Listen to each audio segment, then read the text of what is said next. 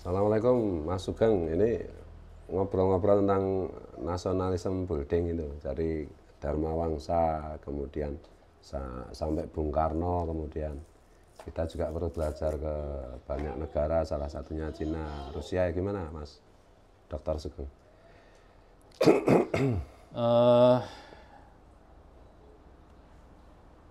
Ini Sing apik lho, sing diceritakan Mas Sugeng apik kon banget. ngulang mana sih dipotong sih Mas. Mulai Dharma Wangsa itu, Dharma Wangsa gimana? Kita itu pada zaman Raja Dharmawangsa itu kan melokalkan cerita ya. Kayak Mahabharata setting yang dibuat di Jawa. Terus kitab-kitab sucinya, misalnya Gunung Suci akhirnya di Penanggungan seperti itu. Itu kan sebetulnya membuat apa mencoba membuat bangsa kita itu bangga gitu loh. Ya walaupun waktu itu bangsanya bangsa Jawa itu bangga kejawaannya gitu. Perjuangan itu kan diteruskan oleh Prabu Kertanegara, terusnya gitu ya, Kertanegara, Tribuana, terus Hayam Wuruk, sampai akhirnya Bung Karno gitu. Jadi pekerjaan bahwa kita bangga terlahir sebagai bangsa Indonesia itu pekerjaan yang belum selesai. Pancasila aja menyebutkan persatuan Indonesia, ya identitas pertama itu Indonesia.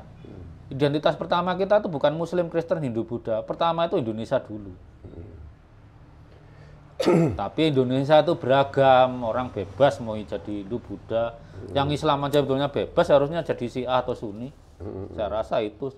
Sama itu dengan waktu zaman Rasulullah itu kan identitas komunitas Madinah itu kan gitu ya. Jadi mau Islam, mau Yahudi, mau Nasrani, yang penting ketika Madinah itu membutuhkan itu bersama-sama menjaga kehidupan bersama itu ya. Iya. Misalnya, makanya ada perang di dalam perang Uhud itu ada pahlawan beragama Yahudi, ada di perang bahkan di perang Badar itu ada Nasrani. Itu karena itu ya. Jadi kalau kita lari ke sekarang ke misalnya satu contoh misalnya Cina gitu, bagaimana mereka bersikap kepada warga negara. Mereka pemerintahannya itu kan dalam tanda petik kan kafir kan gitu, dalam tanda petik. Tapi mereka lebih adil daripada misalnya pemerintahan Indonesia mengklaim dirinya sebagai pemerintahan yang religius. Dan mungkin kita juga menuduh tentang Uighur macam-macam itu. Mas Sugeng gimana yang bagi orang yang pernah ke Cina? Saya belum pernah ke Cina. Oh, belum. Tapi kelas saya dari Cina. Kan semua sudah tahu toh, kalau saya pernah kuliah di Korea. Dan bagaimana Cina itu akhirnya bisa membangun peradaban seperti sekarang? Cina itu membangun peradaban nggak dari sekarang, dari 3.000 tahun yang lalu. Jadi selama itu seperempat PDB dunia itu dikuasai Cina. Dan itu tetap diwarisi bahwa bangsa Cina itu harus nomor satu lah gitu ya. Makanya zaman Cina melarat pun waktu kita pertama bikin CN 235 itu pemerintahnya yang dipikir pertama itu kemandirian. Makanya mereka mengembangkan mikroelektronik, terus mesin pesawat tuh dari tahun 70-an, 80-an sampai sekarang pun belum selesai. Tapi coba Cina sekarang, kalau diembargo ketawa mereka. Diembargo elektronik sama Biden, mereka malah mengembangkan mikroelektronik 1 nanometer. Yang Amerika saja belum berhasil. Seperti itulah bangsa. Kalau diembargo dia malah makin lihat. Itu bisa cerita dari mulai masa Deng Xiaoping kan? Iya, jadi zaman Deng Xiaoping tuh Cina kan masih melarat ya, PDB per kapitanya aja masih tinggi Indonesia. Tapi mereka mengembangkan itu yang lebih dasar. Kalau ya saya nggak bisa nyalahkan pendahulu ya, mungkin karena mampunya segitu gitu ya. Cina tuh mengembangkan teknologi yang lebih basic dari Indonesia, tapi jangka panjang perlu seperti mikroelektronik, terus mesin pesawat itu. Mesin pesawat Cina itu sampai sekarang mutunya dengan Rusia aja masih kalah bagus. Tapi kalau Cina diembargo, pesawatnya masih bisa terbang. Kalau Indonesia diembargo, pesawatnya nggak bisa terbang. Karena apa itu? Ya kita nggak bisa bikin pesawat, mesin pesawat. Iya. Padahal Lion, Garuda itu kalau beli pesawat berapa ratus itu. Pesawat komuter itu kan dibutuhkan di Indonesia. Kalau pesawat badan lebar enggak, Indonesia enggak segede Amerika lah. Dan pesawat kepulauan gitu kan. Soal itu ya, soal penyediaan kebutuhan warga negara untuk berkarya, berkreasi itu mungkin bisa dieksplor. Bedanya dengan beberapa negara lain termasuk dengan Indonesia misalnya. Cina itu bagaimana menyediakan apa yang dibutuhkan warga negara itu strateginya gimana ini? Saya ambil contoh cangkul lah. Kita pernah perajin cangkul itu kan sulitan dapat bahan. Kalau beli ke Krakatau Steel sekian ratus ribu ton, ya mana ada perajin sanggup. Di Cina apa? Difasilitasi negara lewat koperasi. Negara beli, didistribusikan lewat koperasi. Ya kalau cangkul kita kalah sama cangkul Cina, mereka dibantu negara. Jadi negara berperan banget untuk kebutuhan warga negara itu difasilitasi gitu ya. Bahkan peneliti-peneliti itu kecil bahan-bahan itu lebih mudah didapat di Cina. Perajin-perajin serat karbon tuh aksesoris motor. Itu di Cina gampang itu dapatnya. Di Indonesia setengah mati. Sekarang AliExpress ditutup, coba belinya lewat mana mereka? Kalang kabut.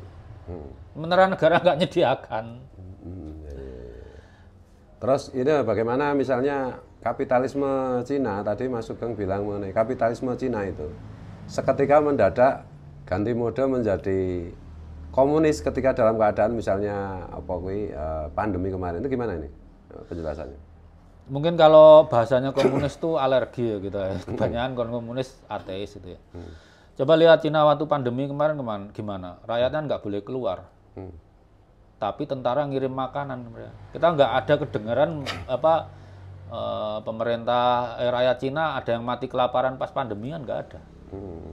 Pada saat dia dihantam persoalan, mereka modenya mode sosialis.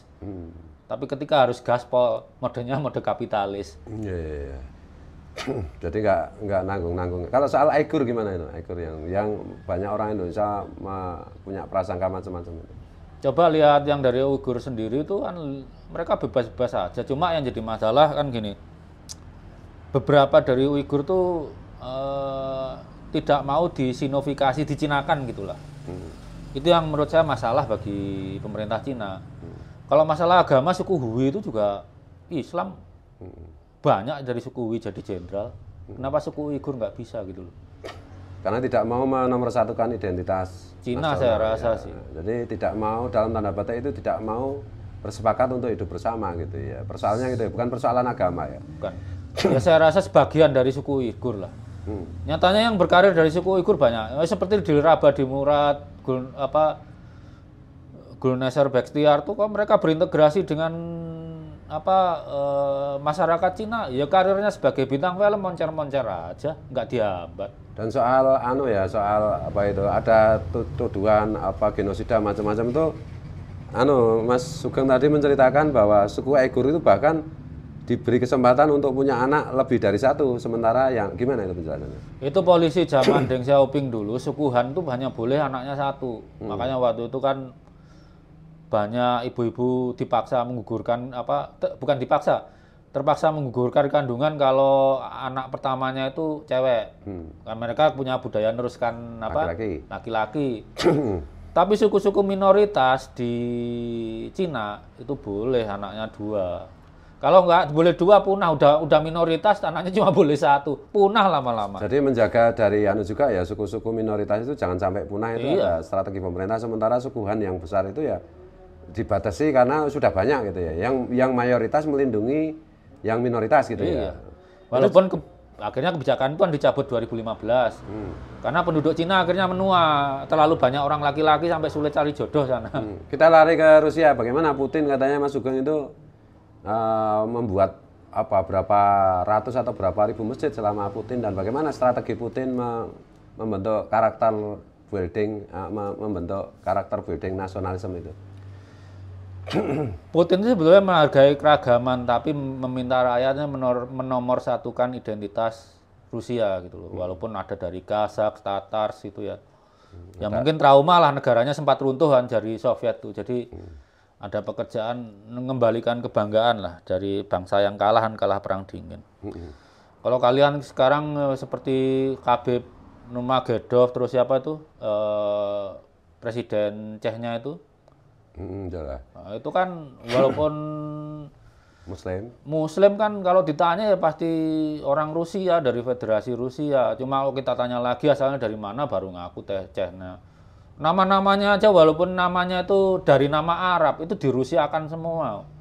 Itu yang soal itu ada upaya-upaya dari luar untuk mengadu domba Syiah Sunni di Rusia, terus gimana itu sikap Putin? Dibogem pasti sama Putin. Jadi gimana kira-kira statementnya Putin itu tentang kalian boleh beragama apapun tapi bagaimana? Ya kalian boleh beragama apapun tapi rukun, jangan ngurusi yang lain lah. Kalau ya keyakinannya gitu ya mau diapakan gitu loh. Jangan bikin ribut di jangan bikin negara ribut kita. lah. Kalau ribut ya Putin bogemnya kenceng bener itu. Jadi, ya Putin tuh mungkin implementasi sempurna dari demokrasi terpimpinnya Pak Karno. Ya kita nggak mau lah kayak gitu, itu kan tetap diktator ya. Sebaiknya tetap kita tuh sadar lah, identitas pertama kita itu Indonesia. Saya Muslim, tapi identitas pertama saya Indonesia. Kalau orang tanya di luaran saya, Anda orang mana? Saya tetap jawab Indonesia. Kalau nanti baru butuh sholat gitu ya saya baru bilang Muslim. Ya, dan itu sebenarnya kan cocok dengan ajaran yang disampaikan Rasulullah bahwa identitas kampung halaman itu adalah identitas pertama, karena agama itu bukan urusan kampung halaman kan, itu urusan di luar itu kan itu. Jadi untuk mengoreksi teman-teman apa yang selalu menjual agama terutama Islam untuk kepentingan politik itu sebenarnya kan tidak relevan gitu. Ya Putin ngomong-ngomong itu bikin masjid berapa ya itu selama? Saya ingat saya 8.000 itu selama masa jabatannya itu. Iya, iya. Dan dia sangat melindungi keyakinan apapun, agama apapun, terutama kalau Islam itu gimana? Keistimewaan Islam di Rusia tentang apa itu pertumbuhan penduduk macam-macam tadi masuk ke Rusia itu pertumbuhannya mendekati 0 kecuali Muslim, karena ibu-ibu Muslim tuh mau beranak lebih dari 1. Dan mau beranak gitu ya, iya. mau menikah gitu. Di Rusia kalau mau beranak 10 dikasih penghargaan negara. Saya ingat saya 2 juta, berapa rubel, 2 juta rubel atau berapa. Sampai segitunya, sama Putin putus asa lihat pertumbuhan penduduknya kan mendekati 0 ya. Sementara mayoritas itu dari Slavia. Tapi dari negara-negara yang mayoritas Muslim seperti Tatar gitu ya, Kazakh Keliru, Tatar, Chechnya itu pada beranak banyak-banyak tuh. Ya karena Slavia itu jarang ya, mau kawin aja jarang ya, apalagi punya anak, mau punya ya anak. Mereka kan orang Eropa sebenarnya. Kalau yang apa ya, yang negara yang maksudnya yang otonomi Muslim itu kan banyak Asia ya. Dan Makanya, Muslim itu punya anak itu ibadah.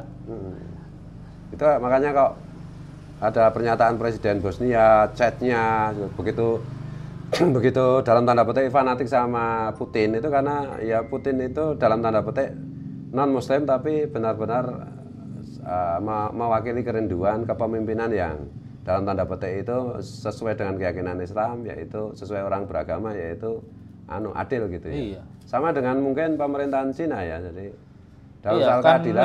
Imam Ali itu siapa ya yang bilang pemimpin kafir tapi adil lebih baik dari apa Mas? Pemimpin Muslim yang zalim. Lah ya.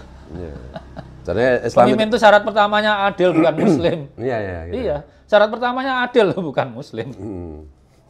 Terus mungkin Mas Sugeng ada saran untuk siapa nanti yang jadi pemimpin, jadi presiden atau elit masyarakat mengenai bagaimana membawa bangsa ini supaya tidak semakin dalam tanda petik ini kan ya kita harus akui bahwa pertumbuhannya dan perspektif proyeksinya itu kayaknya kalau dengan Cina, dengan Rusia, dengan ya terutama dengan dua itu kita jauh ya. Kita itu kalau dengan Cina bersaudara, secara genetik bersaudara. Kalau bangsa Cina mampu ngirim orangnya ke Mars, apa alasannya bangsa Indonesia nggak mampu? Genetiknya sama, ya kan? Ya presiden berikutnya harus ngangkat bahwa kita itu bangga terlahir sebagai orang Indonesia. Itu yang penting. Kemudian seperti saya ingat Presiden Habibie itu pernah bilang, presiden itu juga ayah. Namanya ayah, yang dipikirkan pertama itu rakyatnya yang terlemah, anaknya yang terlemah. Presiden Gus Dur itu sudah membuktikan loh. Dalam PNS saja, itu yang naik gaji tertinggi siapa? PNS yang paling melarat. Iya.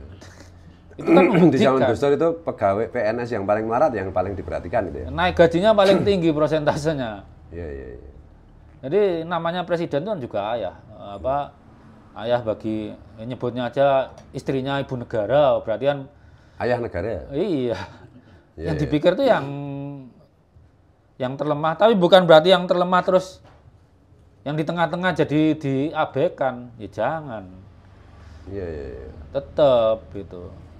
Dan ya, apa gitu? Apalagi mungkin ada pertanyaan dari teman-teman.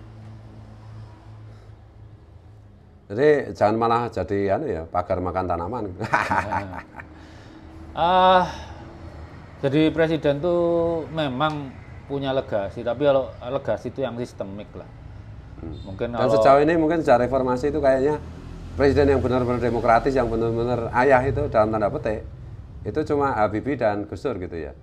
ya Yang paling menonjol gitu ya. Setelah itu kayaknya ya ada plus Oke. minusnya itu ya. Iya. Itu jadi repot, presidennya masih hidup semua. Itu kalau saya ngomong yang hidup-hidup itu nanti Presiden Habibie itu setelah Presiden Habibie itu kan dijatuhkan tuh. Tapi habis itu nggak pernah ngomong politik. Dia guru bangsa itu bilang. Meninggalkan teknologi. Presiden Habibie itu kalau bikin pesawat terbang ya terbang beneran, bukan yang ngaku-ngaku terbang ke surga bolak-balik itu. Pesan untuk presiden yang terpilih nanti apa nih Pak? Enggak, nanti dulu ini.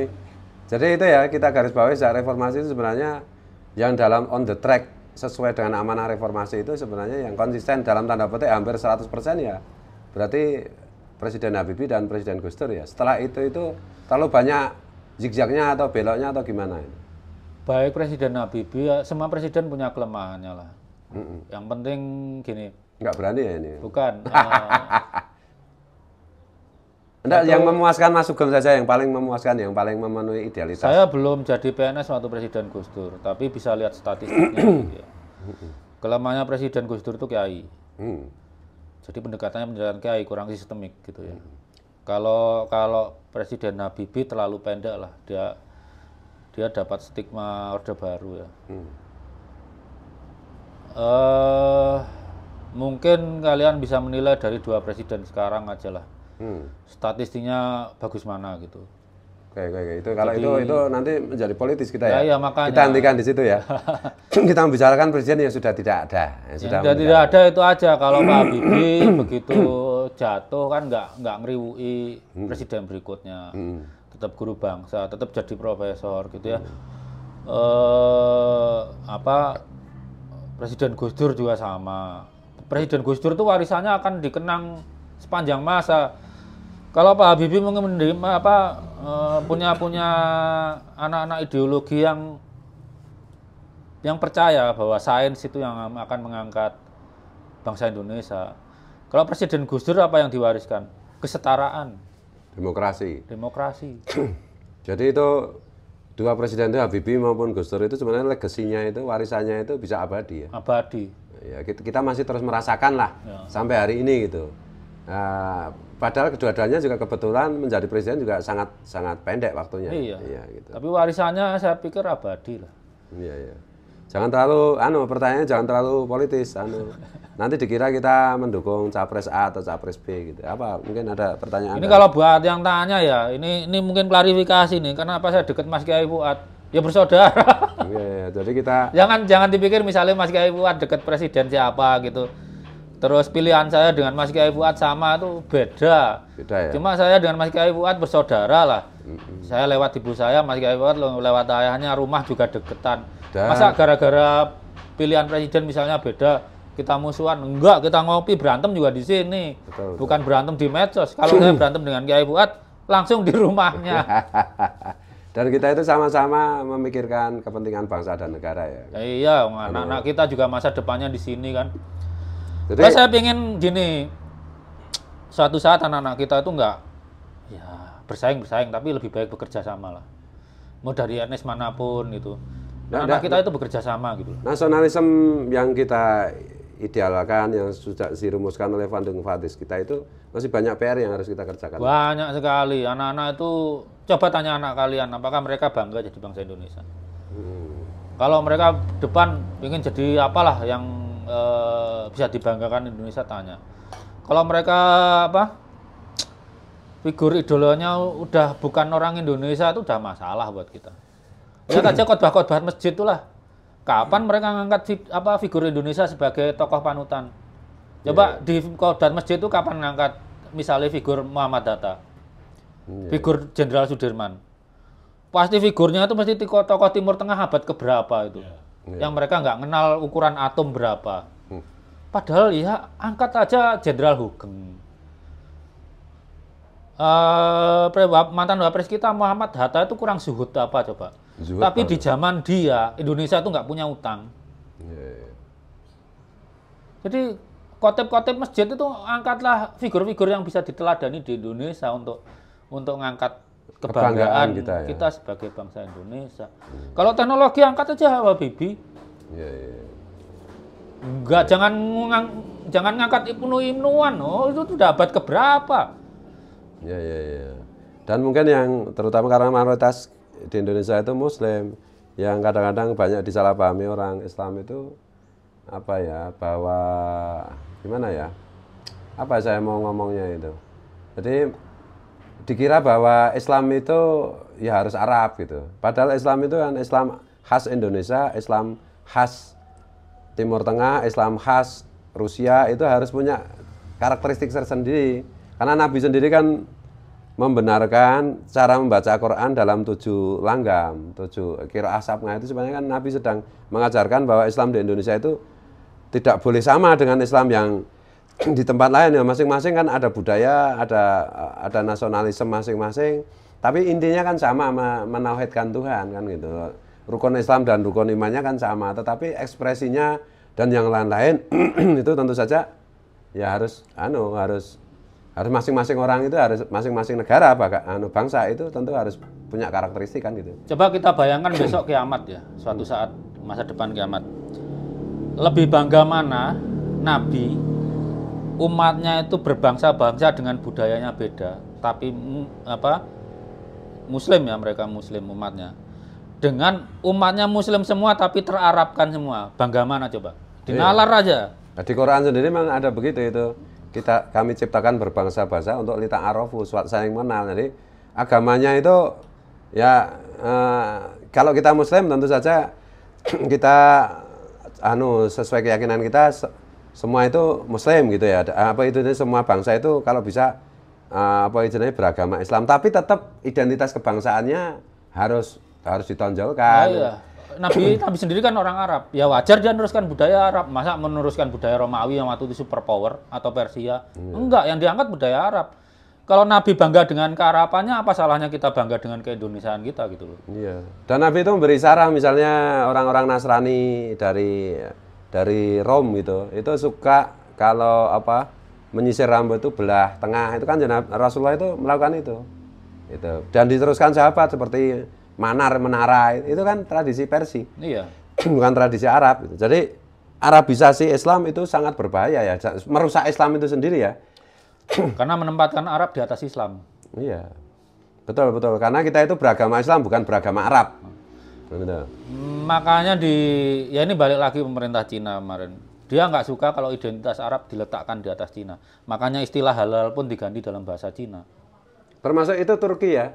Turki. Rajab dari Recep itu tadi ya. Kan kalian nggak pernah dengar nama Sultan Turki itu Muhammad, pasti Mehmet. Muhammad tuh haknya Nabi Muhammad. Kita orang Turki pakai Mehmet. Itu versi Turkinya Muhammad. Kan gitu. Coba lihat nama-nama Turki, banyak yang diserap dari Arab. Tapi diturkikan. Iya. Kalau Ki Rasulullah kan pernah ada persaudaraan dalam iman, persaudaraan dalam satu negara, persaudaraan dalam sesama makhluk Tuhan kan. Iya. Jadi itulah esensi agama apapun gitu ya. Jadi disitulah kita bertemu, dan kita sebagai orang Indonesia agamanya apapun ya identitas pertama kita itu keindonesiaan gitu. Orang Indonesia yang beragama Islam, orang Indonesia yang beragama Katolik, orang Indonesia yang beragama Hindu, orang Indonesia yang beragama Buddha, bukan orang Islam yang tinggal di Indonesia gitu ya. Jadi itu sudah dicontohkan oleh Prabu Dharma Wangsa ya ketika ada agama Buddha masuk, agama Hindu masuk, itu di Indonesia kan gitu. Sama juga dengan Islam Nusantaranya yang digagas oleh Kiai Said Agil Sirot kemarin ya. Iya. Identitas Nusantara kita tuh jangan sampai inilah. Kita jangan sampai bangsa kayak bangsa Mesir. Mesir tuh punya peradaban segitu gede gitu ya. Akhirnya terarabkan kan. Bahasanya sendiri punah itu bahasa. Akhirnya dipakai gereja doang gitu. Yang menjaga identitas Mesir malah orang Nasrani berarti. Iya, Koptik gitu ya. Nah, kalau bangsa Asia Timur kan enggak. Bangsa Asia Timur, saya kuliah di Korea, yang Muslim tuh ya punya nama double, nama Arab sama nama asli Korea, dibolehkan dalam sistem mereka. Artinya mereka itu bukan masalah namanya ya, identitas nasionalnya jangan hilang. Saya kembalikan lagi nanti, apakah Nabi nanti bangga bahwa umatnya dan mungkin keturunannya itu benar-benar berbangsa atau jadi satu bangsa? Ya, seragam gitu ya. Seragaman nggak lucu Nabi Islam warap kabeh gitu. Padahal hidungnya ada yang pesek, ada yang mancung, ada yang sawo mateng gitu loh. Pasti menurut saya Nabi lebih suka umatnya beragam ya. Kita pun kalau punya anak banyak itu lebih suka kalau anak kita itu profesinya macam-macam, kepribadiannya juga macam-macam. Yang penting apa rukun. Itu yang penting rukun dan yang penting berguna bagi sesama kan. Iya, bangga sama orang tuanya dibanggakan gitu, bisa dibanggakan. Makanya Gus Dur sampai bilang itu apapun agamamu tidak masalah selagi kamu berbuat baik kan itu. Jadi ini perlu kerukunan nasional karena Islam benar-benar mau dijual, mau dikapitalisasi untuk kepentingan kelompok politik tertentu yang itu berbahaya bagi kehidupan bersama, berbangsa dan bernegara gitu ya.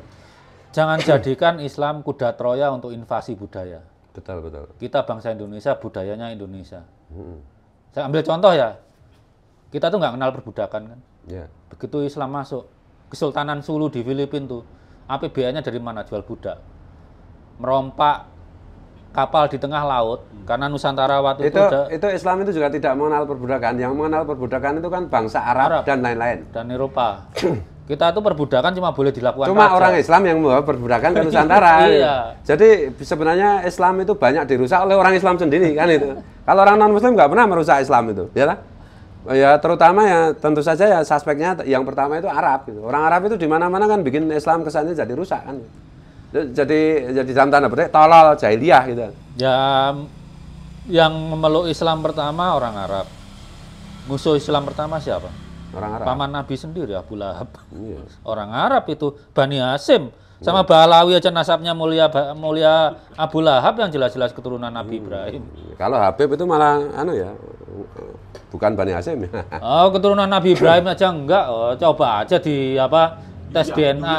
Tes DNA dibandingkan dengan Bani Harun Qahadim. Enggak ada cocoknya. Jadi penting ya itu negara itu memfasilitasi bayi-bayi untuk diambil sampel DNA-nya supaya ya kan pelayanan bukan hanya sekedar nasab tapi soal kesehatan, soal macam-macam gitu ya. Itu tinggal kalian milih calon presiden teknokrat aja yang punya perhatian ke teknologi itu ya nasib negara ya di tangan kalian waktu pilpres nanti. Ya ini agak politik ya, tapi saya nggak akan bilang presiden siapa. Itu gampangnya gini lah, anak kalian belajar, butuh optimis. Misal dia belajar teknik mesin, masa nanti pas kerja cuma bisanya jadi sales? Kan pengennya jadi insinyur mesin, menciptakan mesin. Kalau pemimpinnya nggak punya interest pada kemajuan teknologi, buat apa? Ya saya balikkan tadi lah, anak-anak yang belajar elektro berapa? Apakah Indonesia punya pabrik semikonduktor? Nggak punya. Anak-anak Cina belajar elektro, tapi mereka punya pabrik semikonduktor, punya lembaga riset semikonduktor. Kalau sudah saya seperti itu, yang belajar optimis siapa? Pemuda Cina, bukan pemuda Indonesia. Anak-anak teknik elektro itu disuruh optimis. Nah kita lembaga riset mikroelektronik atau pabrik mikroelektronik nggak punya. Iya. Itu kenapa sih sebetulnya teknologi menjadi terus mandek, malah makin hancur. Tapi yang muncul tuh kita jadi pengkonsumsi teknologi itu gimana mas? Karena kita nggak punya. Sendiri gimana maksudnya? Hah? Brin sendiri. Jangan tanya itu, saya bukan nggak bisa mewakili Brin. Tapi intinya gitulah. Kita tuh nggak ada keinginan kita jadi bangsa yang kalau bahasa Inggrisnya formidable gitu loh. Tangguh, tanggon, berusaha nomor 1. Dalam tanda petik itu kita merindukan sosok-sosok pemimpin yang menjadi ayah dan ibu bagi rakyat. Selama ini kan hanya menjadi ayah dan ibunya masing-masing keluarga. Ya, kita ingin presiden berikutnya itu ngasih optimisme ke adik-adik kita yang belajar. Dengan memberi fasilitas bukan hanya omongan ya. Iya. Oh, sekarang bapak-bapak aja coba perhatikan. Sebagian besar mereka kalau anaknya kuliah nggak pusing. Gimana Mas Sugeng, karena keadaannya masih seperti ini bahwa ya karena dalam tanda petik elit-elit kita itu belum berhasil berfungsi sebagai bapak dan ibu bagi rakyat Indonesia, maka rakyat Indonesia sendiri, bangsa Indonesia sendiri yang wajib melindungi negara dan bangsanya gitu. Karena kalau kita berharap dari politisi macam-macam kayaknya ya agak Indonesia itu kan demokrasi kedaulatan rakyat. Ya waktu milih ya berdaulatlah gitu. ya. Jangan mikir demi kepentinganmu loh ya. Paling enggak kepentingan anakmu sekian puluh tahun berikutnya tuh. Nah, tapi yang terpilih kan sama aja nanti gitu-gitu dalam tanda petik itu. Apakah kita tidak bisa memulai dengan kalau Gus Dur bilang pemerintah itu penting, tapi yang jauh lebih penting adalah masyarakat, apalagi di era medsos seperti ini. Ya makanya penting apa ya melindungi demokrasi. Ya, Kalau pemerintah sliring atau sledro bahasa Jawa, rakyatnya itu bisa mengkoreksi gitu loh. Itu penting itu. Jadi kebebasan berbicara ya. Iya. Apapun intinya kalau Gus Dur itu sampai berdarah-darah sampai nyawa dipertaruhkan untuk membela kebebasan orang berbicara. Freedom for speech. Speech ya. Tapi kalau freedom juga jangan sebagai rakyat juga jangan asal main fitnah aja, main bohong. Jangan bohong, jangan Bebasnya dusta. itu iya, larangan Nabi yang paling utama itu jangan bohong. Betul. Itu ya. Ada pertanyaan lain yang tapi jangan terlalu mengarah ke pilpres, aku lagi nggak tertarik. Nanti aku dipanggil soalnya. Iya loh, Mas Sugeng juga. Kembali lagi ke teknologi. Maksudnya teknologi kita kan tetap ketinggalan terus. Cina udah bisa bikin ini, bikin itu. Rusia di embargo pun juga tetap malah ketawa. Cina pun sama. Kita itu terkendala di apa sih dulu untuk teknologi ini? Di pemimpinnya atau memang pemimpin itu memang tidak mau juga kita tuh berkembang dengan baik gitu loh. Karena posisi pemuda sekarang ini yang dia pahami teknologi itu hanya bermedsos, akhirnya berkutat ke situ aja, demokrasi muter lagi dan lain sebagainya. Tapi realnya pemuda kita itu tidak bisa menciptakan teknologi yang tepat guna untuk kebutuhan masyarakat Indonesia ke depannya gitu. Teknologi itu nggak mikir kalau bangsa maju itu nggak cuma tepat guna. Teknologi yang 30 tahun lagi mereka sudah kembangkan dari sekarang. Maksudnya kenapa kok kita masih mandek terus gitu? Ya ayahnya aja begitu. Begitu gimana Mas? Ya kalau ayahnya pengen jadi bangsa nomor 1 ya mulai dari dirinya sendiri. Kita punya thorium banyak, kenapa nggak punya reaktor nuklir sampai sekarang kan kayak gitu. Padahal sumber adalah Banyak sekali sama kayak Deng Xiaoping itulah zaman Cina melarat dia ngembangin mikroelektronik. Mereka kan punya mineral jarang banyak kan ya, ngembangin. Kita punya mineral jarang tapi kita buang gitu. Kita buang-buang tuh kan limbahnya timah itu. Ya. Jadi ya begitulah ini. Apalagi ini sudah 25 tahun reformasi kan, banyak hal bisa terjadi dan mudah-mudahan bangsa ini baik-baik saja gitu. Kita kan jujur aja saya pribadi itu agak khawatir dengan siklus 25 tahun mengenai bangsa ini yang kadang-kadang ribut, kadang-kadang terjadi apa reformasi, apa revolusi, apa yang lain-lainnya. Mudah-mudahan kita kita bisa melewati ini dengan baik dan kita mendapat pemimpin yang terbaik yang bisa memberi pekerjaan kepada masyarakat, yang bisa memudahkan masyarakat untuk berkreasi, terutama mengembangkan iptek dan teknologi gitu ya. Karena iptek dan teknologi itu menyediakan nilai tambah. Sekarang besi sekilo berapa? Tapi jam tangan satu Rolex itu berapa? Nilai tambahnya kan gila-gilaan itu. Itu, jadi 2045 kita itu diusahakan jadi negara maju, artinya kan pendapatan rakyat itu cukup lah, atau kalau ukuran orang sekarang jadi kaya, tapi kalau orang luar kan cukup-cukup, mau jalan ke luar negeri pun bisa, tapi ya jangan keluar negeri ke Papua sana yang penting gitu. Itu berarti kan ya namanya presiden harus meningkatkan daya belinya rakyat dan seterusnya, tapi kan daya beli kan rakyatnya harus dikasih kesempatan berkreasi, dilindungi hak intelektualnya dan seterusnya lah. Itu artis-artis itu juga jangan ngiklan produk luar terus. Produknya rakyat sendiri juga harus diiklankan. Kalau nggak gitu kapan majunya? Saya tuh kuliah di Korea, waktu awal-awal Korea industrinya itu emang produknya bagus. Enggak, mau saya lihat mobil lama itu masih ada, jelek-jelek tapi ya dibeli rakyatnya. Sekarang Samsung lebih gede dari Sony. Jadi itu yang menggelisahkan kita itu kan gini, pada tahun 70-an Cina, Korea, bahkan Rusia kehidupan kesejahteraan rakyatnya itu kan kalah dengan Indonesia. Rusia enggak lah, tapi kalau Rusia enggak ya. Tapi Cina dan Korea itu tahun 70-an masih di bawah Indonesia. Iya. Lawang Korea tuh habis perang Korea. Nah, sekarang kok jadi jauh banget gitu loh, kita ketinggalan jauh banget. Ini kan mesti ada sesuatu yang salah. Padahal sama-sama OM 175, sama-sama makan nasi, masalahnya di mana coba? Tapi memang di sana itu nasionalisme itu sudah selesai gitu ya. Soal persoalan apa itu identitas nasional itu sudah selesai. Kalau Korea itu punya fenomena menarik. Bapak nasionalisme Cina itu Korea itu mungkin Presiden Park Chung-hee. Presiden Park tuh pernah bilang gini ya kalau saya artikan bebas tuh gini. Kalian boleh kalah dengan bangsa manapun asal jangan kalah dengan bangsa Jepang. Sekarang Samsung sama Sony gede mana? Ya gede Samsung ya. Jauh loh ya. Iya itu bahkan Jepang pun dilewati. Bahkan Jepang setelah Perang Dunia Kedua itu kan juga kere banget kan. Dengan Indonesia lebih kere Jepang. Tapi sekarang kita tertinggal. Ini kalau salah satu PR mungkin terbesar kita itu adalah kita belum tuntas dengan nasionalisme itu sendiri. Masih banyak kelompok masyarakat dengan terutama mengklaim agama itu yang merusak nasionalisme. Padahal agama sendiri itu memerintahkan kita untuk mencintai tanah air kan. Kan kita diciptakan berbangsa dan suku-suku itu artinya diizinkan memelihara kita identitas sebagai bangsa. Diwajibkan gitu. Diwajibkan bukan diizinkan, diwajibkan untuk memelihara itu. Kita beragama Islam Indonesia itu ya kalau orang Indonesia ya Islamnya harus Islam Indonesia. Tidak boleh Islam Afrika Selatan karena identitas budaya maupun antropologi sosialnya kan berbeda-beda. Tetapi secara umum kan garisnya sama. Jadi Katolik Indonesia, jadi Islam Indonesia. Jadi bukan Islam Arab, bukan Katolik Roma, bukan Buddha India kan itu. Tapi ya kita Buddha yang Indonesia, Islam yang Indonesia, dan itu semua tokoh agama seperti Sang Buddha Gautama atau Nabi Muhammad SAW atau Nabi Isa, Yesus itu ya menghendakinya seperti itu. Tapi selama ini kan kita itu mungkin ya suara dari perwakilan kelompok jahiliyah ketololan itu terus-menerus mendapat ruang itu untuk kepentingan politik dan itu tidak disadari bahwa itu bisa mengganggu bagaimana kita membangun karakter nasionalisme kita itu. Dan ini akibatnya kan sampai ke teknologi ke mana-mana kan itu. Ini saya pepatah dapat dari Korea waktu itu. Saya udah nggak begitu lah bahasa Korea, waktu itu kuliahnya kan bahasa Inggris.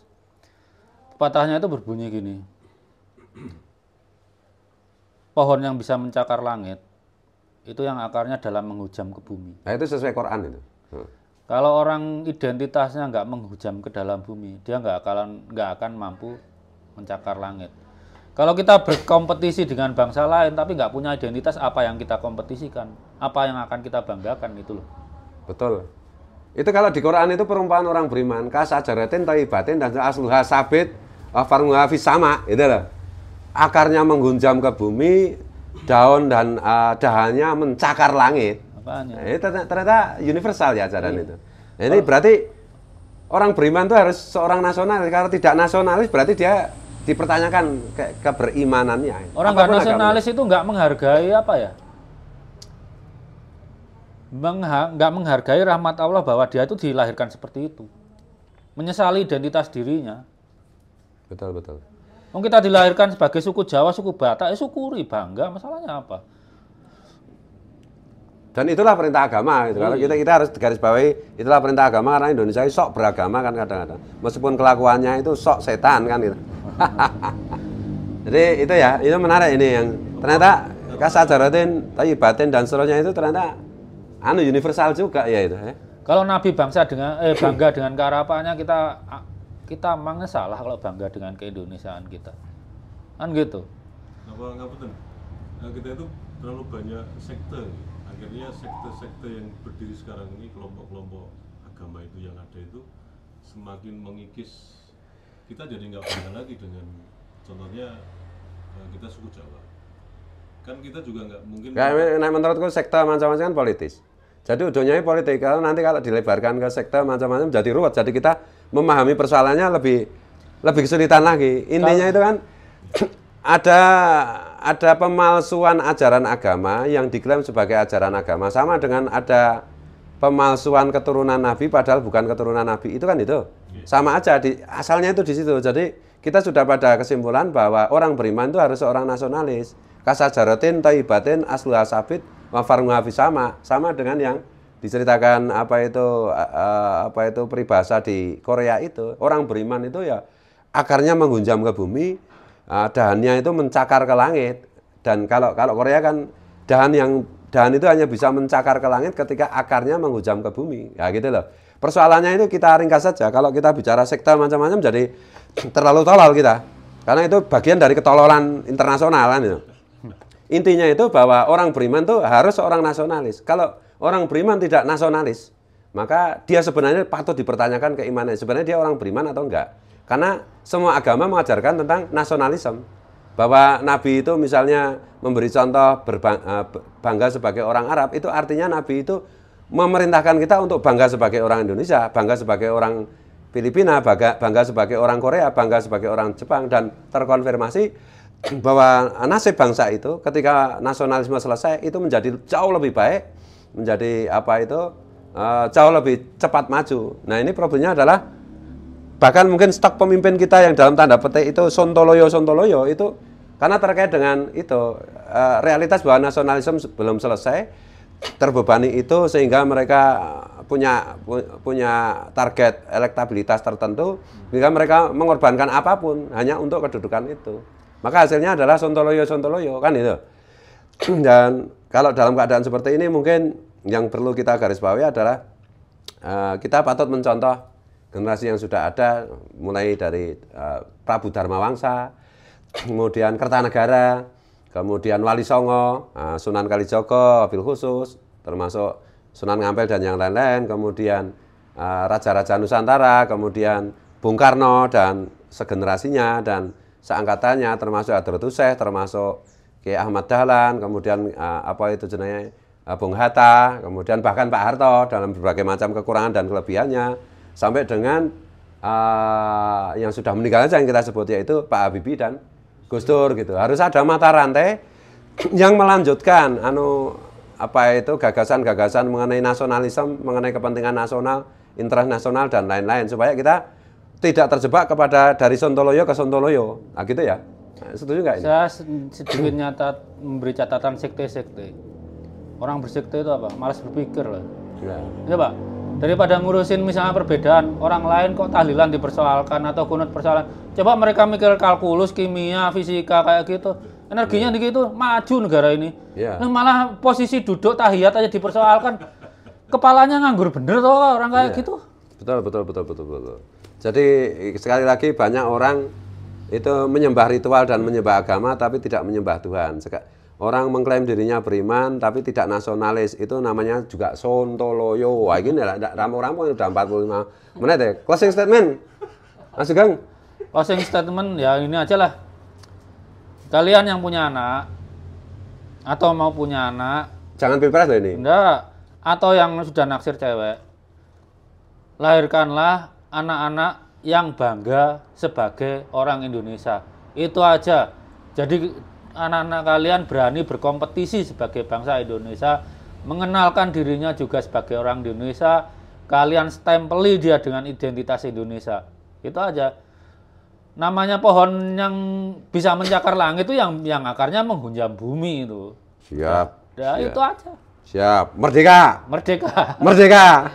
Sekarang. Apa? Maju. Iya. Maju. 2 kali apa 3 kali apa sekali? Ya, nanti dikira pilpres. Ya gitu aja teman-teman. Oke, obrolan ngalor ngidul mudah-mudahan memberikan berkah bagi bangsa dan negara kita serta umat manusia seluruhnya.